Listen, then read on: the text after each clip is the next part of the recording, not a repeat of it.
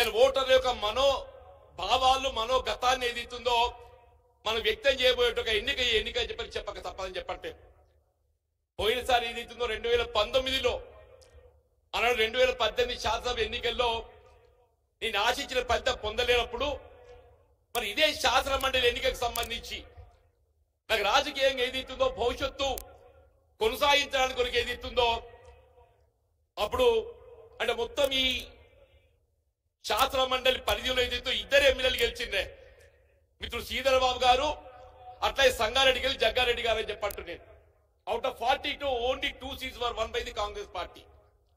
అప్పుడు మిత్రుడు శ్రీధర్ బాబు గారు పొన్నం ప్రభాకర్ గారు జిల్లా చెందినటువంటి వివిధ హోదాలు కాంగ్రెస్ నాయకులు అందరూ కూడా మరి ఈ శాసన మండలి ఎన్నికకి ఏదైతుందో మరి నా అభ్యర్థిత్వాన్ని ప్రతిపాదించడం అప్పుడు ప్రదేశ్ కాంగ్రెస్ అధ్యక్షులుగా ఉన్నటువంటి పెద్ద ఉత్తమ్ కుమార్ రెడ్డి గారు మరి దాన్ని ముందుకు తీసుకెళ్లడం మీ అందరి యొక్క ఆదర అభిమానాలతో చెప్పంటున్న నాకు జీవితంలో ఏదైతుందో ఇదో గుర్తుండబోయేటువంటి ఎన్నిక ఫలితం చెప్పక తప్పదని చెప్పంటున్నాను. ఇలా పట్టభద్రుల ఎన్నికకు సంబంధించి ఫస్ట్ కౌంట్ లో మొదటి ప్రాధాన్యతతో గెలిచేటువంటి అవకాశం నాకు కల్పించింది మన ఉమ్మడి కరీంనగర్ జిల్లాతో పాటుగా ఆదిలాబాద్ నిజామాబాద్ మెదక్ జిల్లా పట్టభద్రులు అందరూ కూడా ఏదైతుందో మరి అలా నాపై అభిమానంతో అండదండలతో గెలిపించి నాకు రాష్ట్ర స్థాయిలో గౌరవం నిలబెట్టేందుకు మీకు అందరికీ నేను హృదయపూర్వకంగా ధన్యవాదాలు చెప్తామని చెప్పంటున్నాను. ఈ రోజు మళ్ళీ ఎన్నిక వచ్చింది అంటే వాస్తవంగా కూడా ఏదైతుందో ఈ ఎన్నికలో నేను మళ్ళీ పోటీ చేయాలనే ఒక భావన తలంపు కలిగి ఉండదు. కానీ ఏదైతుందో మొన్నటి శాసన ఎన్నికల్లో నేను ఫలితం పొందలేకపోవటం తదుపరి వచ్చిన ఒక పార్లమెంట్ ఎన్నికల్లో మరి భారతీయ జనతా పార్టీ ఏదైతుందో మత విద్వేషాన్ని తెచ్చగొట్టే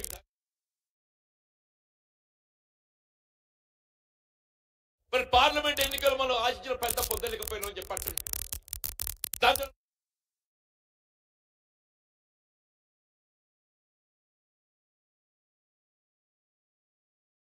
పోవడంతో ఏదైతుందో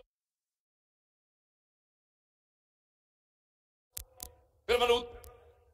కేవలం ఉమ్మడి కరీంనగర్ జిల్లాకే కాకుండా యావత్ ఉత్తర తెలంగాణ ప్రాంతానికి సుపరిచితులు ఒక విద్యావేత్త ఆల్పోర్ట్ విద్యా సంస్థలకు అధినేత అయినటువంటి నరేందర్ రెడ్డి గారి అభ్యర్థిత్వం అయితే బాగుంటుందని వారి అభ్యర్థిత్వాన్ని ఎంపిక చేయటం ఇవాళ ఏదైతుందో ఆనాడు 2019లో మనకి ఏ విధంగా అయితే ఈ ఎన్నిక నల్లేరు మీద నడకలాగా సాగిందో మళ్ళీ ఈనాడు కూడా నరేందర్ రెడ్డి గారి యొక్క గెలుపు నల్లేరు మీద నడకలాగా మనకు విజయాన్ని ప్రసాదించాలని చెప్పని దానికి మీ అందరి తోడు ఉండాలని చెప్పని నేను సవరీగా కోరుతున్నాను చెప్పంటున్నాను. వీళ్ళు ఆల్ ఫోర్స్ అంటేనే ఒక బ్రాండ్ అని చెప్పంటున్నా ఆల్ ఫోర్స్ అంటేనే ఒక బ్రాండ్ అని చెప్పంటున్నాను. వీళ్ళ రాష్ట్రంలో కాంగ్రెస్ ప్రభుత్వం ఏర్పాటు కాబడటం వాస్తవంగా తెలంగాణ రాష్ట్ర ఏర్పాటు ఉద్యమమే నిధులు నీళ్లు నియామకాలంటే మరి గత టీఆర్ఎస్ ప్రభుత్వం 10 సంవత్సరాల కాలం నిరుద్యోగ యువత యొక్క ఉద్యోగ అవకాశాల కల్పనలో నిర్లక్ష్యం చేయడంతో నిరుద్యోగ యువత ఉద్యోగస్తులు ఉపాధ్యాయులు పట్టభద్రులు అందరూ కూడా మార్పు కోరి మరి కాంగ్రెస్ ప్రభుత్వాన్ని ఏర్పాటు చేయాలని సంకల్పించడం గౌరవ ముఖ్యమంత్రి రేవంత్ రెడ్డి గారు ఏం చేస్తుందో దానికి నాయకత్వం వహించే విధంగా ముఖ్యమంత్రిగా బాధ్యత చేపట్టడం చెప్పారు. మరి కేవలం 1 సంవత్సర కాలంలో 56,000 ఉద్యోగాలు కల్పించిన ఘనత వీళ్ళ కేవలం తెలంగాణ రాష్ట్రం కాంగ్రెస్ పార్టీ గౌరవ ముఖ్యమంత్రి మరియు రేవంత్ రెడ్డి గారికి దక్కుతుందని చెప్పి తప్పదని చెప్పండి. నేను మొన్న ఈ మధ్య హిందూలో ఒక అడ్వర్టైజ్మెంట్ చూస్తాను. ఆ ప్రభుత్వం అక్కడ పంజాబ్ లో వాళ్ళు 3 సంవత్సరాల కాలంలో ఏదైతుందో 50,000 ఉద్యోగాలు కల్పించి దాన్ని గొప్పగా ప్రకటన చేసుకున్నారా అంటే పంజాబ్ రాష్ట్రం 3 సంవత్సరాలలో 50,000 ఉద్యోగాలు కల్పిస్తే మన తెలంగాణ రాష్ట్రం ఏదైతే 1 సంవత్సర కాలంలో 56,000 ఉద్యోగాలు కల్పించిన ఘనత వీళ్ళ కాంగ్రెస్ పార్టీ తెలంగాణ ప్రభుత్వం గౌరవ ముఖ్యమంత్రి దక్కుతుందని చెప్పక తప్పదని చెప్పంటున్నాను. వీళ్ళ పదోన్నతులు ఉద్యోగస్తులే కానీ ప్రభుత్వ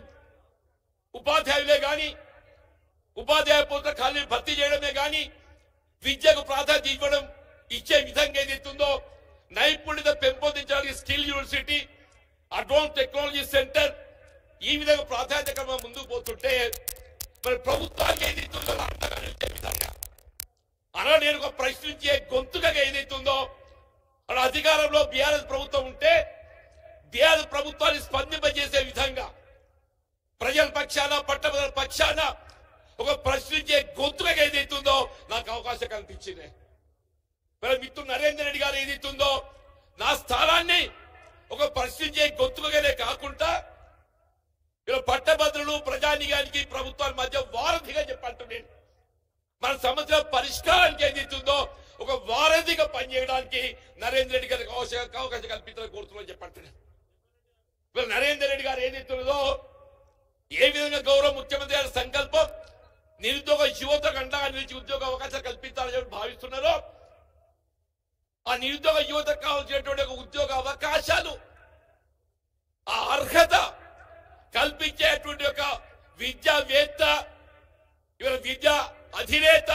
నరేందర్ రెడ్డి గారు అని చెప్పంటున్నా. నేను ప్రజాజీవితం దాదాపు 4 దశాబ్దాలు గడుస్తుంది. మిత్రుడు నరేందర్ రెడ్డి గారు కూడా దాదాపు 2 దశాబ్దాల పేరు గమనిస్తుందని చెప్పంటున్నాను. ఈ 2 దశాబ్దాల కాలంలో మరొక 1,00,000 మందిని ఇవాళ ఉద్యోగానికి అర్హులుగా తీర్చిదిద్దితే ప్రత్యక్షంగా 10% ఉద్యోగాలు ప్రభుత్వం అనేది కల్పించబడ్డట్టయితే 90% ఈ లక్ష్యంలో ఏదైతుందో వాళ్ళ జీవితంలో స్థిరపడే ఒక ఉపాధి కల్పించిన ఘనత నరేందర్ రెడ్డి గారు తప్పుతుందని చెప్పక తప్పదని చెప్పండి. దయచేసి గౌరవ ముఖ్యమంత్రి గారు ఈ ఎన్నిక ప్రతిష్టాత్మకంగా తీసుకొని ఏ విధంగా నిజామాబాద్ మంచిర్యాల తర్వాత కరీంనగర్కి వచ్చింది. నేను దయచేసి సవినయంగా ఉమ్మడి కరీంనగర్ జిల్లా పట్టభద్రులు అందరినీ కూడా ఉద్యోగస్తులు ఉపాధ్యాయులు నిధులు అందరూ కూడా ఏదైతుందో అలా 2019లో ఏ విధంగా అండగా నిలవడం జరిగిందో నాకు ఇవాళ మళ్ళీ కాంగ్రెస్ పార్టీ అండగా నరేందర్ రెడ్డి గారి గెలుపు కొరకు ఏదైతుందో చేతిలో చెయ్యి వేసి ముందుకు రావాలని చెప్పి కోరుతూ సెలవు తీసుకుంటూ జై హింద్, జై కాంగ్రెస్, జై తెలంగాణ.